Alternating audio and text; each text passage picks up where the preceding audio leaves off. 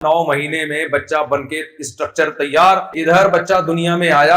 अब जिस रोटी से बच्चे की आंख नाक कान की ग्रोथ हो रही थी, उसी रोटी से फौरन एक बिल्कुल नई चीज बनना शुरू, उसको हम दूध कहते हैं। दूध बनना शुरू हो गया, मां की छातियों में पहुंचना शुरू हो गया, और इधर बच्चा आया और फौरन मां की छातियों पे लपकना शुरू हो गया। खरबों अरबों साल के इत्तेफाक से भी ऐसा निजाम वजूद में नहीं आ सकता। तो ला इलाहा इल्लल्लाह में हम मानते हैं ये खुद ब खुद नहीं है, कोई बनाने वाला है। लोग कहते हैं फिर बनाने वाले को किसने बनाया? भाई हम इस मखलूक के बारे में जानते हैं कि ये खुद नहीं बन सकती, खालिक हमारी अकल से पालातर है। एक तो मानना पड़ेगा ना, या तो कायनात खुद बनी है या खालिक खुद से है। कायनात खुद से नहीं हो सकती है, इसकी सिफात हम जानते हैं। जहां जब तक किसी चीज की एक कंडीशन को चेंज करने वाली कोई चेंजर ना हो, तो कंडीशन चेंज नहीं होती, तो कोई चीज क्रिएटर के बगैर वजूद में कैसे आ गई? पंखा रुका हुआ है।